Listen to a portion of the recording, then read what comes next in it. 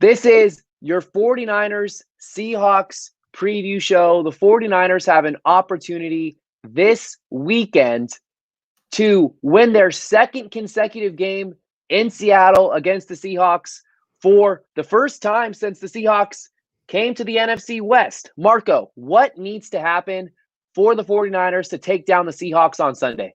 A lot of things going to happen, Nick. A lot of things going to happen. I mean, 49ers coming in injured. They're coming in banged up. Everyone knows that. No excuses. They're going to have a good game plan. They're going to have to figure out what to do with Russell Wilson. But the main thing for me is stop DK Metcalf. If you take away DK Metcalf, then it's pretty much the Tyler Lockett show. And I don't think Tyler Lockett could beat the 49ers. I think they have a pretty solid nickel cornerback in K'Wan Williams who's coming back. So I think that's going to be a good matchup. But a lot of things, Nick. To be honest with you, their defense isn't good, so a lot of things could happen. A lot of things can happen on paper. Looking at this game purely paper by paper, the 49ers roster on one side, the Seahawks roster on another. Yes, the 49ers are banged up, so is Seattle. But when you look at how injured both of these teams are, it still looks like this game should favor the Seahawks.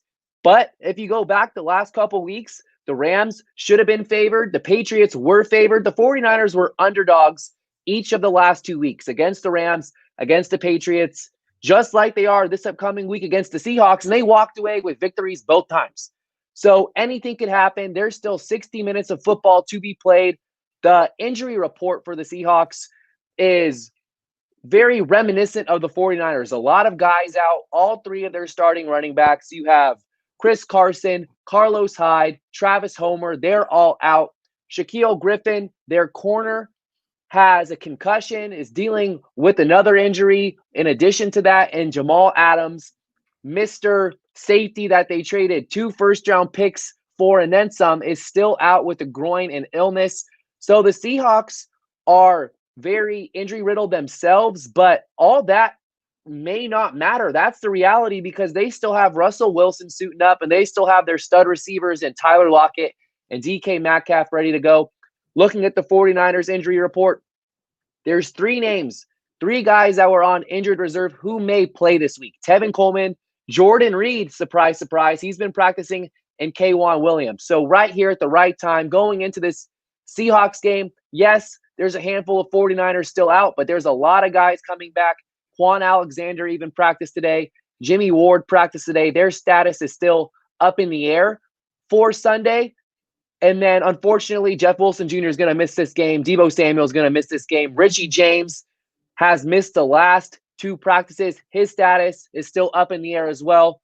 So we'll see what happens, but I'm looking forward to this matchup. The key to the game for me is the 49ers need to continue to do what they've been doing. Just because the Seahawks have a very pedestrian secondary does not mean that needs to be the focal point of your offensive game plan. You do not need to attack those weak links. I love what the 49ers have been doing. Long drives, running the football, short area passing game, control the time of possession battle. That needs to continue. This is what the 49ers are best at, and there's nothing wrong with it. I don't care if Jimmy short throw Garoppolo throws his ball at the line of scrimmage. As long as those chains keep moving, the 49ers have a great chance of winning this game. Yeah, I agree. I mean, when you look at the Seattle Seahawks, everyone likes to point out their secondary, and the secondary is one of the worst secondaries in the NFL. So based off of the DVOA, their secondary is ranked 30th in pass defense. However, their defense against the run is ranked number 9. So in order to be the 49ers that they've created, the identity that they've created with the Jeff Wilson, the Jerick McKinnon, Raheem Mostert, the ground-to-pound run game, you have to figure out how to run the ball against this defense. This defense is a solid run game. And when you're against Bobby Wagner, who is one of the best linebackers in the game, you're going to have to figure out a way to run the ball. But I think you have to figure out a way to throw the ball.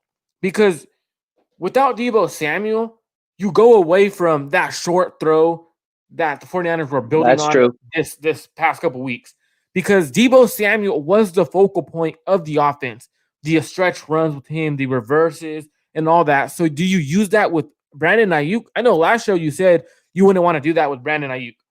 Richie James might not be there. Kendrick Bourne isn't suited for that. So I was thinking, They could do a lot of that stuff they do with Debo Samuel with Jermichael Hasty. I like that. I like that. Have him catch those swing passes out wide. Just get him out in space. Really, that's what the short area passes do. You get the ball out of your hands quickly. You pick up a lot of yak yards that way, yards after the catch, and just let your ball handler, whoever's carrying the ball, go to work. We'll see what happens with Richie James. I really liked the idea of Richie James filling that Debo Samuel role. If you go back and you watch the few catches Richie James has under his career, in his career, he has 20 yards per reception. Explosive plays happen, small sample size, but explosive plays happen when Richie James, the wide receiver, gets his hands on the ball. So I'm hopeful he'll be able to get some touches on Sunday, not just as a punt returner or kick returner, but actually as a wide receiver and just see what can happen. But again, that's not looking too good. He has not practiced at all this week. Tomorrow's Friday. So it's not looking too good for him to play on Sunday, but we'll see. There's been crazier things happening. To your point of throwing the ball against Seattle, I think the pass is going to be there all day long. And that's exactly the reason I think you need to establish the run. You absolutely need to continue that identity you just found of playing smash mouth football. Yes, Jeff Wilson is out. Yes, Raheem Mostert's out. Tevin Coleman's a wild card here because we've seen Tevin Coleman play at a high level in Kyle Shanahan's offense. This year, he's been stinking it up. But we've seen 100-yard performances from Tevin Coleman. He's a guy, when healthy, that can get the ball 20 times and handle that. Not saying Tevin Coleman should be the lead back, but he's a piece there, in addition to Jermichael Hasty, who are guys that can pick up yardage. So I like the running back by committee approach with Jermichael Hasty getting the majority of the touches. And again, you're establishing the run. You're continuing that identity. And picking up yards through the air is going to be there whenever you need it because the Seahawks secondary is depleted. And even when they're healthy, it's not that great of a unit. Yeah, I agree. I mean, when you look at Tevin Coleman, I mean, I'm not the biggest fan of Tevin Coleman. I'm not either. He hasn't been really the hype around him that, that's just Kyle Shanahan's guy. But when you look at Tevin Coleman, he runs into the offensive lineman's back a lot. And on top of that, he has something to prove. I mean, Raheem Mostert has stepped into that lead back role. Jermichael Hasty has stepped in and he's looked really good. And then you have Jeff Wilson Jr., who's came in, who could potentially take over that Tevin Coleman spot. And then you have Jerick McKinnon. So if Tevin Coleman doesn't produce, he could be bounced from the 49ers roster because there's other guys who are very capable of doing the job. So I think you're going to see him running hard, of hitting the hole as fast as he possibly can. And I think he could have a good game. But I want to go more into the passing game because they have two linebackers that I don't think are that great in coverage. They have Bobby Wagner and KJ Wright. KJ Wright has had a better season than he has previously. But those two guys against George Kittle and Jordan Reed, if they could get 49ers get Jordan Reed back, the reason why I say you attack them in the pass game is because you have mismatches on your both tight ends. No one could guard George Kittle and Jordan Reed at the same time. That's a good point. The one thing I'll say about throwing the ball and having that mentality of picking up yards through the air and really utilizing the passing game is most cases, more often than not, when you're throwing the ball consistently on your drives, more so than you're running it, the drives end quicker. And when your drives end at a quicker rate, the opposing offense takes the field more. And I'm going to keep going back and referencing the one half, not a full 60 minutes, the one half of football the Vikings played on Sunday night in Seattle against the Seahawks. This was week 5. The Vikings went into halftime 13-0. We're just dominating, absolutely dominating the Seahawks. They were dominating the time of possession battle. They held the ball for 20 minutes to the Seahawks 10. They were picking up way more yards than them, not necessarily just on the ground. They had about 75 rushing yards in the first half with Dalvin Cook and Madison, and the Seahawks had like 54 or something like that. But Kirk Cousins was getting the ball out of his hands quickly. He was decisive with his decision-making, and he was hitting a lot of intermediate routes, not taking a lot of shots down the field. That's the 49ers. That's the 49ers. And what stood out to me about that game, the first half at least, 13-0, is the Vikings did for 30 minutes what the 49ers have done the last 2 games against the Rams and the Patriots. Run the ball, control the time of possession, keep your defense fresh, keep the opposing offense on the sideline, And that's exactly what they need to do against the Seahawks, except unlike the Vikings, they can't just blow the game away. The Vikings completely blew that game away. A boneheaded 4th-and-1 call where they didn't get it. You leave Russell Wilson a minute left on the clock. He marches right down the field. That is the most Seahawks Russell Wilson type finish ever. So I like going for it on 4th-and-1 at that point, though. You can put the game away. You can, but it was a 5-point game. If I remember correctly, it was a 5-point game. Yes, if you get that first down, the game's over. It ends right there. But if you kick the field goal, you go up 8 points. So not only does Russell Wilson need to march down the field and score a touchdown, you have to get the 2-point conversion. Hindsight's 2020. It was the wrong call, but part of me does like the aggression. If I'm playing a game of Madden and I have the chance to put the game away right now, again, this isn't a video game. Yes, I'm going to go for it. But this is early on in the season. That loss can really cost the Vikings. It already has. What are they, 1-5 right now? 1-6. They're a one-win football team.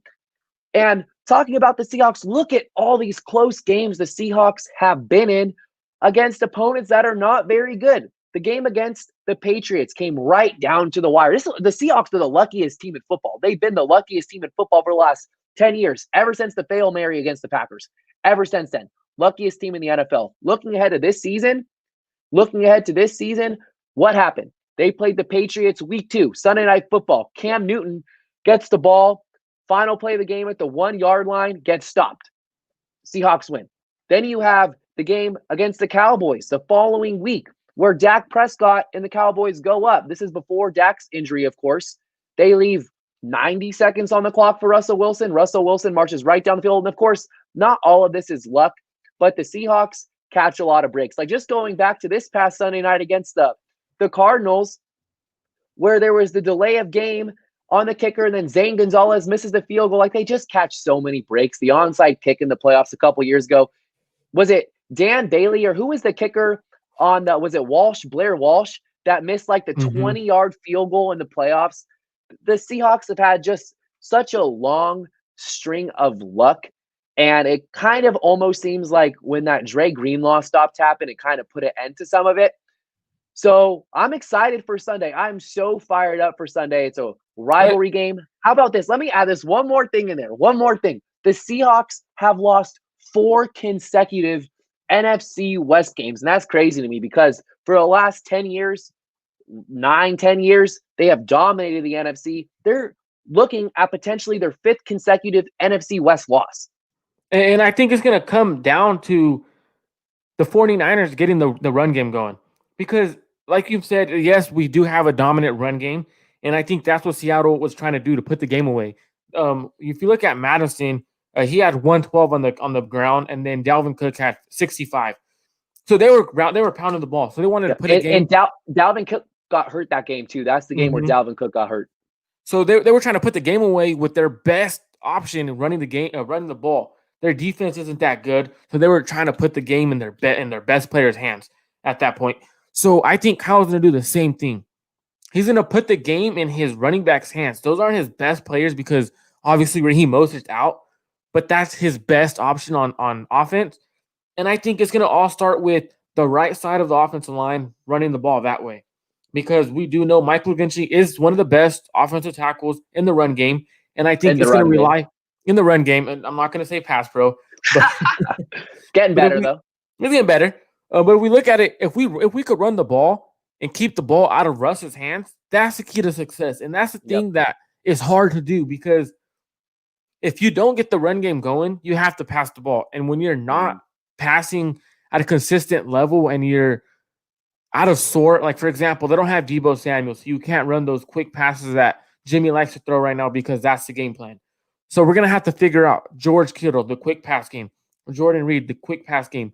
But I think the key to the offense is going to be the emergence of Brandon Ayuk. I think we finally seen what he could do last week. And against this secondary, there was no one on this team who could guard Brandon Ayuk one-on-one consistently. Yep. Let's say Jimmy Garoppolo throws the ball 25 times or so. I think that would be a pretty good number, because what that number tells me, pass attempt-wise, if he has 25 pass attempts, you probably did a solid job establishing the run. So if he throws the ball 25 times, I want Brandon Ayuk getting at least a quarter of those targets. throw him the ball 8 times, get Kittle on the mix, and then spread it out. Kendrick Bourne, and we'll see if Jordan Reed again. Jordan Reed is not for sure playing this Sunday. If he does, it would be quite a bit of surprise because it was looking like he was going to miss a lot of time, but he's practicing this week. Very encouraging. We'll see. I'm interested to see if Richie James can't go and Jordan Reed's not playing, who's going to be that third wide receiver. Our fans, our listeners, Kevin people who follow White. me on Twitter, they know where I stand with Trent Taylor. I like Trent Taylor as a human. I like Trent Taylor for what he's accomplished in the past, but all I've been hearing for Trent Taylor for the last 2 years is he's a superstar in camp, and it never translates to Sunday. You know what? This team's short on wide receivers right now. I would absolutely love to see Trent Taylor step up and be that player that everybody talks about at camp. How great would that be? That would be a feel-good story for Taylor. He's gone through a lot, the foot injuries, the back injury. If he can have a big game on Sunday, I would love for him to make me eat my words. That's what it's all about. I want people to prove me wrong. When players are getting critiqued by those in the media, whether it's beat writers, guys with a podcast, journalists, whatever the case may be, it's nothing personal. I know that certain players follow along to this stuff and they take it the wrong way. It's just the media's job to put out information and critiques and so on. So Trent Taylor, I know the likelihood of him listening to this podcast is very likely. He's a daily listener, right? I'm just joshing around. But I would love to see that from Trent Taylor. Prove me wrong. Go out there as that number 3 receiver. Get 5-6 catches for, 60 yards and help move those chains. Because without Deebo Samuel, someone needs to step up. Someone needs to. I got you. You just said Trent Taylor, but I'm going to go a different route, Nick. I'm going to go a different route. I'm going to go the young cat. I'm going to go Dante Pettis. Dante Pettis is going to step up, maybe the receiver 3 against the Seattle Seahawks. Why? They're in Washington. That's his home state. That's where he played college ball. At Seattle, his rookie year, he had 5 catches for 129 and 2 touchdowns, Nick. He needs to step up. If he wants to save his career, he needs to step up now. Kyle put him on the trade block. He could have been traded. Now could revive his career with the 49ers or potentially be picked up by someone else by having a good game.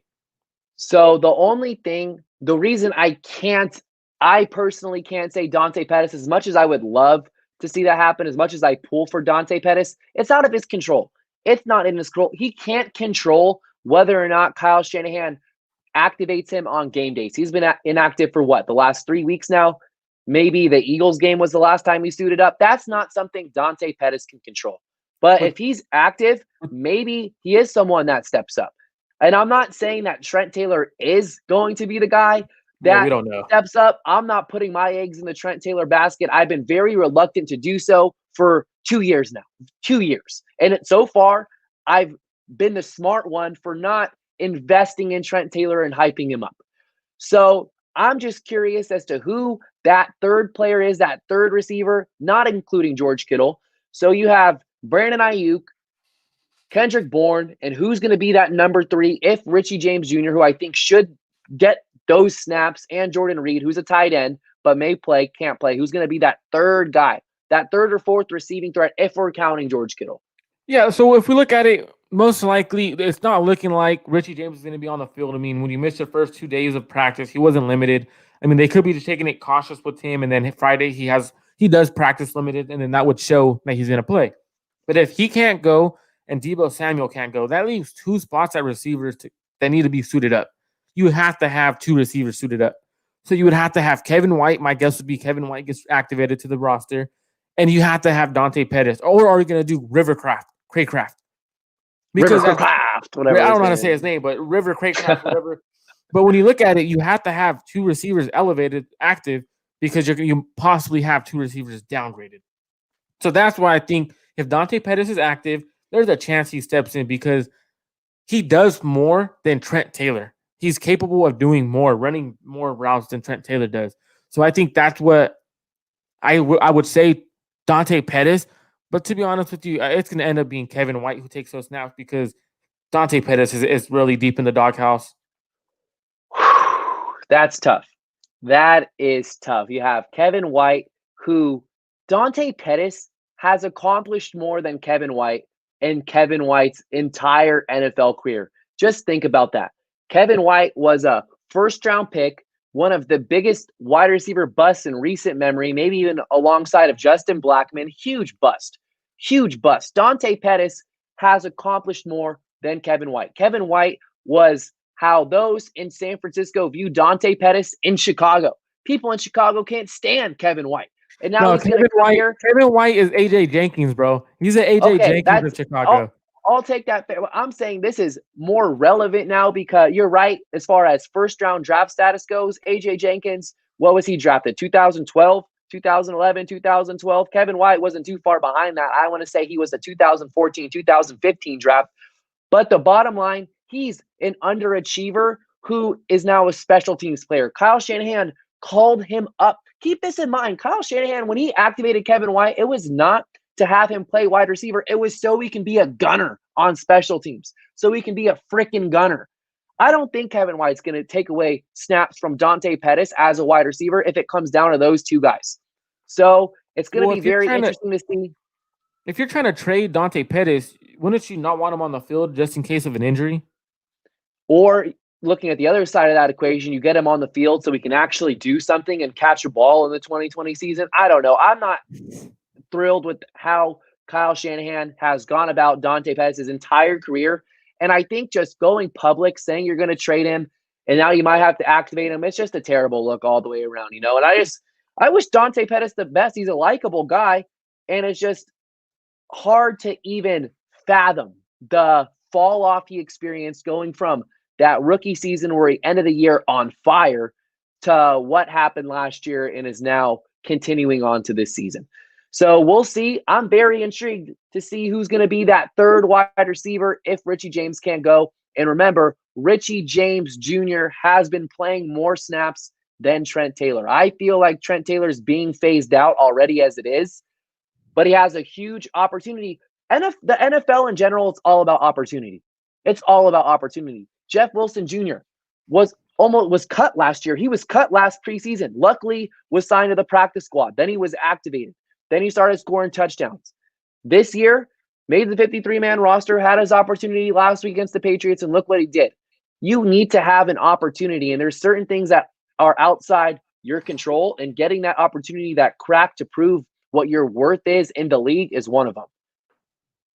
Yeah, and that's the thing. The NFL is opportunity-based. I mean, you see dudes who don't get opportunity, but then they flash when they do. And at the end of the day, I just wish that one of the guys step up, because even if they do, and then when Deebo Samuel comes back, we're going to have even a much better receiving core because that guy steps up. Because now we're going to have a receiving core that if Kyle plans to go four wide, he could do so with four wide receivers with Kendrick Bourne, Deebo Samuel, Brandon Ayuk, and whoever else steps up. But right now, we don't have that guy. We don't have a guy who's a reliable fourth receiver. But I want to get into the defense. We talked a lot about the offense, and we know what the offense is capable of doing from the past 2 weeks. How does our defense slow down Russell Wilson and this explosive offense? So my wishful thinking, if I'm Robert Saleh, I want as much speed on the field as possible. I want as many coverage guys on the field as possible. So Seattle's ground game, yes, they can run the ball when healthy. I don't know who their fourth-string running back is. DJ Dallas, they're in crisis mode at the running back position. I was reading some Seahawks news, and you hear people within the Seahawks community like, should we bring back Marshawn Lynch? What's Marshawn Lynch up to? Just like they did Week 17 last year. Carlos Hyde, most likely is out. Chris Carson's out. Travis Homer's most likely going to be out.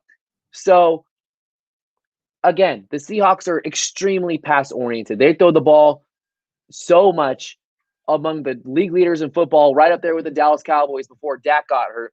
So again, this goes back to me wanting speed and coverage guys on the field. I want a 6 defensive back look whenever Russell Wilson's in the shotgun.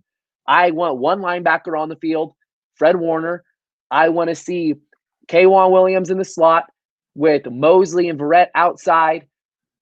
Tarvarius Moore playing deep with Jimmy Ward. And then if Jaquiski Tart can go, I'd like to see him play alongside of Fred Warner in the box or spying Russell Wilson. If he can't go, then I'm okay with a quick linebacker like Quan Alexander or Dre Greenlaw potentially even. But you have to have your coverage guys on the field, someone spying Russell Wilson, containing him, and really limiting the deep ball. That's a huge key in this game, and something the 49ers already do pretty solidly, fairly solidly, limiting the deep ball. But that's what it really boils down to for me. Yeah, I would agree. The Seattle Seahawks are a really good offense. They're ranked fourth in the NFL in the pass game, and they're sixth in the rushing game. Now, when you lose all your running backs, I mean, you would think a guy could step in, but I don't think their offense is as simple for a running back terms as Kyle Shanahan's offense. So it's going to come down to Russ, DK Metcalf, and Tyler Lockett. Those three guys. I think if you could take away one of those guys, it's going to be DK Metcalf. He's the receiver who's more of the dangerous receiver, and I personally think because he could beat you deep at any moment. Now, Tyler Lockett, yes, he could beat you deep. He has that explosive speed, but he's more of an intermediate route guy, and he'll beat you with the yards after catch. So I think the matchup's going to be is our outside corners, whether it's Jason Verrett matched up or Emmanuel Mosley on DK Metcalf. But I do not want Jimmy Ward at free safety. I want Tarvarius Moore deep because of his speed, and I want Jimmy Ward, if he starts, at strong safety. I wouldn't mind a cover two look where you have two safeties back there, Moore and potentially Ward as well, both of them. Marcel Harris, I don't know where his range is at. I haven't been too impressed with his range, but I do like him in the box. Listen to this. This is Russell Wilson's third down numbers this season. So surprising to me. So Russell Wilson on third down this year, 17 completions on 38 attempts, under a 50% completion percentage for 201 yards, 1 touchdown, 3 interceptions. He's thrown 3 interceptions on third down this season alone and has taken 6 sacks. Wilson gets sacked on average around 3 times per game. The 49ers pass rush, yes, they apply pressure. They can hurry the quarterback. They need to get sacks. They need to hit Wilson. Wilson's an Iron Man. I'm going to give him credit. I was looking at his stat sheet earlier. He's never missed a game in his entire NFL career. He has literally carried the Seahawks on his back from start to finish and never gets a break because he's playing all the time and never hurt. And what blows my mind is he had an MCL injury that I thought had knocked him out for a week or two. And then when you posted that, I was like, oh, dang, like he really didn't. I went back and checked. I was like, he really hasn't missed a game. That's crazy. It's something. Let's talk about Russell Wilson because there was that play in the Sunday night game. It was third down. I want to say it was one of his third down interceptions where it was picked off by the Cardinals' first round rookie, Isaiah Simmons, who's barely seen the field this year. And to me, that play was very, very, very reminiscent of when Dre Greenlaw picked him up, who was a rookie last year, picked him off, on the Monday night game at Levi Stadium in overtime. Russell Wilson had the Seahawks in the red zone. Dre Greenlaw picked it off, almost returned it all the way. If he were able to do that, the Niners would have ended up being 9-0 to start the season, but got tackled around midfield. And just seeing that Isaiah Simmons interception really reminded me of that. And I'm starting to feel like the Seahawks are on the ropes a little bit. Yes, they are 5-0. They were 5-0 to start the year, but the more you look into it, they played in so many close games against teams that most undefeated teams that are supposedly really, really good should blow out. The Cowboys, look at what they've been doing even before Dak got hurt. They've been struggling. The Patriots, the 49ers just beat them by 26 points. And there's one other game that the Vikings, the one-win Vikings. A lot of teams are playing them close. Even the Dolphins, although I respect the Dolphins, that's not supposed to be a knock. I'm a respecter. I respect the Miami Dolphins. We'll see what happens this week with Tua starting against the Rams. But the bottom line, the Seahawks are vulnerable. They're vulnerable because their defense is trash. It's trash. And anything can happen in this game. The 49ers can hand them that 5th consecutive NFC West loss. So you just said something that made me think right now, Nick. You just said their defense is trash. But you also said that Russell Wilson his stats on third down are bad. So if the 49ers could take their run game away, which I think they can, the 49ers have a really solid run defense. You force them in third and longs. And that's what happens when your defense sucks so bad. there's no room for error. And on Sunday night, there was no room for error because the Cardinals were putting up points, and their defense, Cardinals defense, wasn't doing much. So when you look at it, it's like, okay, there's no room for error. Now, Robert Saleh, if he could create one error from Russell Wilson or any of their players, I think the 49ers could win because on offense, we don't really turn the ball over except for Jimmy Garoppolo. If Jimmy Garoppolo has a clean stat line, no interceptions, no turnovers, the 49ers will win easily.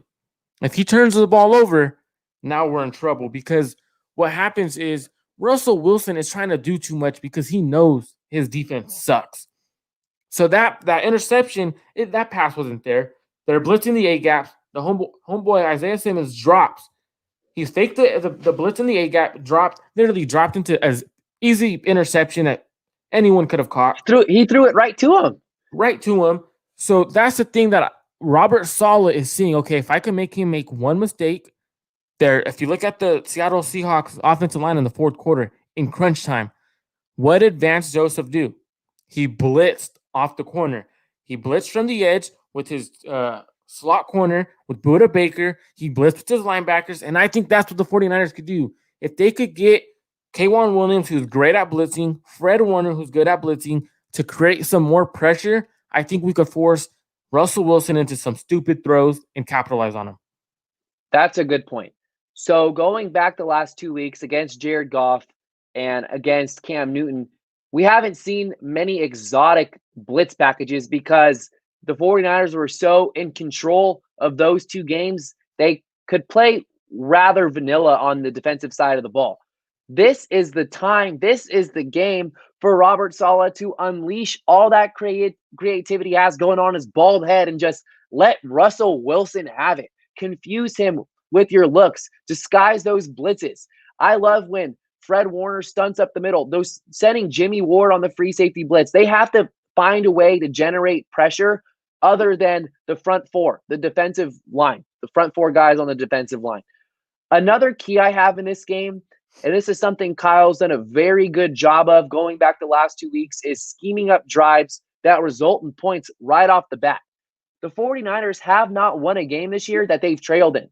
It's either they fall behind and they lose, or they lead the entire time and they win. Against the Seahawks, you don't want to fall behind. It's not too hard to come back when you fall behind because of their weakened secondary. But the bottom line is you want to get out in front of this game. You want to get out in front of them, put the points on the board first. I know this is very uncommon nowadays. When teams win the coin toss, they always defer. They want to kick it. They want to get the ball back at halftime. If I'm Kyle Shanahan and the 49ers win the toss, I want the ball first. I want to make a statement on the first drive of the game that I'm going to scheme up a 10-12 play drive that's going to end in a Tevin Coleman 2-yard touchdown or a JaMychal Hasty 5-yard touchdown or something along those lines. Get the ball first and score. That's what they've done the last 2 weeks, and I want to see them do that again. Don't get behind on the Seahawks. We have not seen this team come from behind yet this year. Why start now? Jump ahead early, get that ball, go score, and then let your defense go to work and try to slow down Russell Wilson. Yeah, I agree. The offense needs to get going right away because what that does is that puts a complete confidence in this defense. I mean, last week we seen them score right away, and that defense came out and boom, they were lights out because what it does, it creates a tone. So if the defense doesn't set the tone right away, the tone for the game is off. And the defense can't set the tone right away because they don't have the Nick Bosa. They don't have that pressure that they could provide. But for me, I think the key is blitzing, but blitzing how Vance Joseph did. What I loved what he did was when he blitzed, it wasn't just one guy coming off. It was he usually was sending someone up the A gap and someone off the edge. What that does is you force your other. So if you blitz from the left side, let's say we blitz from the left side. Your edge guy on the right side needs to go wider upfield. So what it does, it doesn't allow Russ to escape that way, and he can't go nowhere. So that's why they forced him into a bad throw one time and then a sack on the other. And I think Robert Saleh has played really vanilla because he knows that it's going to come down to the Seattle Seahawks and Kyler Murray and the Arizona Cardinals to win our division. And I think this is a perfect time to pull out all the packages you have. Pull out your nickel package. Pull out your blitz packages. and show the NFL that you're capable of being a head coach by knocking off the hottest offense in the NFL. You've already knocked off 3 coaches who are really, really good because of your defense. You took Sean McVay out the game. You bullied Bill Belichick. Can you bully the Seattle Seahawks in Seattle against Russell Wilson, the best quarterback in the NFL right now? Can you take away their greatest asset? And I think Robert Saleh could do so. I'm going back to the game now. I'm going to continue to reference as the blueprint the Vikings and Seahawks Week 5 matchup. Week 5. Vikings got the ball first. The Vikings got the ball first. Had a 6-minute and 12-second drive, 12 plays, 77 yards that resulted in a touchdown. They go into halftime 13-0. They kick the ball away to the Seahawks at halftime, get a stop. And again, they just completely fumbled that game down the stretch. But the 49ers need to jump ahead early. They need to.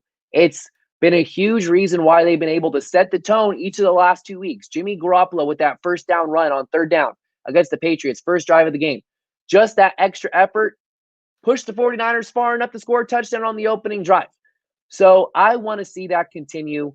This is a huge opportunity for the 49ers to make a statement and put the whole entire NFC West on notice that this division still runs through the San Francisco 49ers.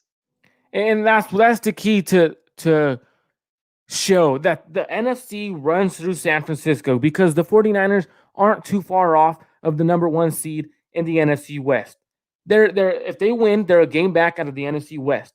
And I think it's very capable of becoming the leading team in the NFC West. And for me, I think the 49ers could possibly knock them off and show that they're the elite team from the past 2 weeks, because they've looked elite the past 2 weeks. Now, it all starts with Kyle Shanahan and Robert Saleh. And I heard on TV, I was listening to NFL Live this morning, and they're talking about how the 49ers are great, not because they have all these players. They were like, look, if you look at the 49ers, all these players have gone down. They've all gone down. But they have a few coaches on their roster, and they said it's not just the offensive coordinator, not just the defensive coordinator. It goes down to their defensive line coach, their secondary coach, their linebackers coach. And they were saying how they develop and they make everything simple for their players. And I think that's the reason that this team has brought up for the likes of JaMychal Hasty, Bobby Turner has turned him into a beast. You look at Dre Greenlaw, D'Amico Ryan has simplified the linebacker position for him. Tarvarius Moore and Marcel Harris stepped in easily. Tony Oden has done that. So I think that's the key to beat the Seattle Seahawks, is outcoach them versus allow your talent to beat their talent, because their talent is Russell Wilson, and I do not want to bet against Russell Wilson in the fourth quarter. Yep. That's what I'm talking about. Like, on paper, when you compare from a pure talent perspective, who has more talent? It's hard. Russell Wilson's neck and shoulders, light years ahead of Jimmy Garoppolo. He is one of the best quarterbacks I've seen in my lifetime. It's the honest to God truth. Russell Wilson is so good. It's annoying having to play him 2 times per year. He's a baller.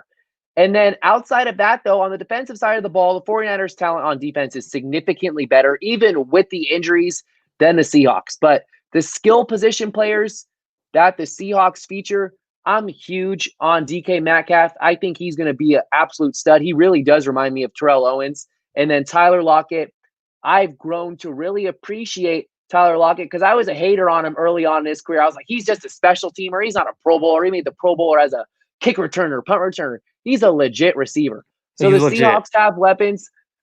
I mean, if you remove Russell Wilson from the equation, the 49ers they're a 2-win team, and the 49ers are just so much more talented than them. Like, Russell Wilson's talent just boosts up the Seahawks' talent in general by like a crazy amount. And that's what an elite quarterback does. I mean, you could have a lot of flaws on your team, but an elite quarterback elevates everyone's play. And I think that's what Russell Wilson does for this Seattle Seahawks team. But I want to go into the coaching. Ken Norton.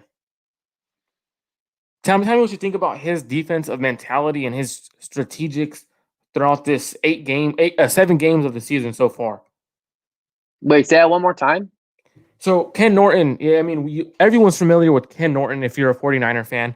How do you think of his defensive schematics, even though it's pretty much Pete Carroll's schematics? Because Ken Norton was close to being a 49ers coach.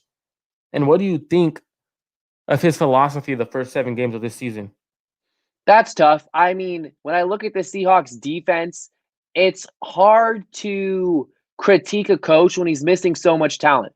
And you have special outliers like Robert Saleh, who clearly is a head coach candidate because of how well he's able to rise up his defense. And it's not fair to compare the 49ers defense when they're notoriously known for being able to find undrafted free agents and really develop them, talking about guys like Kevin Givens and Emmanuel Mosley.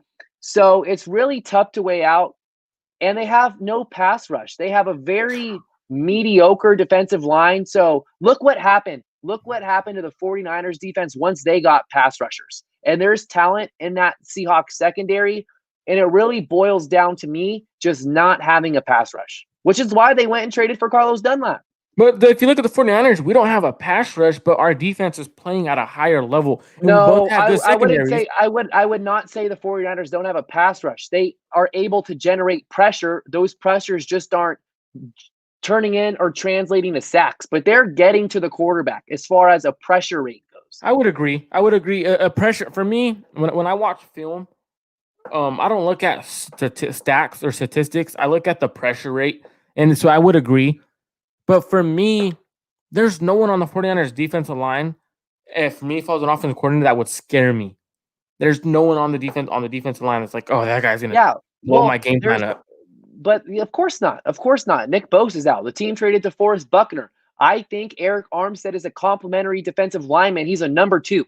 He's a number two. Like, you know how there's Steph Curry, Klay Thompson. Klay Thompson's the sidekick. That's what Eric Armstead is. He's a sidekick. I would even say he's on Klay Thompson's level. He's more of like maybe that third piece, that Draymond Green. Because last year, look at him. His biggest year, he had Nick Bosa, DeForest Buckner, and D Ford all getting attention. And then all of a sudden, Eric Armstead's a double-digit sack defensive lineman. But anyway, where I'm going with this is there are legit pieces on the 49ers defensive line. The Seahawks have like Dron Reed. Okay, he's pretty solid. Poona Ford. And then a whole bunch of guys that they drafted in like the first round, LJ Collier, who are just not good. They had to go to Ezekiel Alonso last year. They had to have Dion Jordan in recent years. They don't invest in their pass rush, and it's costing their defense. Yeah, I would agree, but I think they're mostly hurting because their defense was looking pretty solid when Jamal Adams was playing. They look a lot better than they have since he's been out. And I think that's a big reason I think the 49ers have an edge on them because their defense is missing their for me, okay, Bobby Wagner no longer has that swagger that he had, that mentality when he was a younger dude, when he was with the Legion of Boom. So Jamal Adams was that fire to that defense, and he elevated everyone's play. And so that's the thing I think the 49ers have the edge because when you don't have Jamal Adams, nobody's going to take away George Kittle. Jamal Adams isn't officially out yet. He may practice tomorrow and then play on Sunday because Pete Carroll was under the assumption that he was going to play or practice on Wednesday, and then an illness came in. I don't know if he's out because of the groin or the illness, but it wouldn't surprise me if he practices tomorrow and plays on Sunday. So his status is up in the air. But he's coming off a groin injury. I don't think he's going to be as effective as he normally is. When you look at him, groin injuries are really, really difficult. They don't allow you to cut. And then that's my worry with Jimmy Ward. I know it wasn't that big of a groin injury and they sat him just for precautionary reasons. But I'm worried because that injury lingers for a long time, like it has for Jamal Adams. And if he hasn't had any run throughout this week's practice, he's not going to be able to keep up with George Kittle, Jordan Reed if he comes back. It's a good point. So before we wrap things up, we got to get into our weekly predictions. Give me your golden key to the game. The one bullet point, the 49ers must do this in order to win the game, and then your final score prediction. The key to win this game is to limit Russell Wilson's off-scripted plays and to protect the zone read from Russell Wilson. Their run game is not good. So they're going to have Russell in shotgun, let him pull it back, and he's going to take off. The 49ers have not guarded the zone read as well when Quan Alexander is in. And if Quan does start, I think that's what they're going to try to focus on. And that also brings in the RPO with DK Metcalf and Tyler Lockett. So I would say don't allow Russ to get running. Don't allow Russ to get running. Score prediction. The score prediction. Man. I'm going to go the 49ers. The 49ers are going to put up points. It's going to be a 34-24 game. 49ers win. 10. Whoa, 10. That's a big margin of victory. My bullet point, my golden bullet point, the one thing the 49ers must do, win the time of possession battle, keep Russell Wilson off the field as long as possible. Final score prediction, Niners 28, Seahawks 24. Seahawks get their 5th consecutive loss within the division. The 49ers beat Seattle for the 2nd consecutive year in Seattle for the first time since they moved into the NFC West in the year 2001. 2001. 2. So, somewhere in that ballpark. Right there. Marco was like 2 years old at that time. I was like 4 or 5. Pretty much. Yep. All right. This concludes the now 15th episode of the Faithful Fanatic podcast. Thank you guys for tuning in.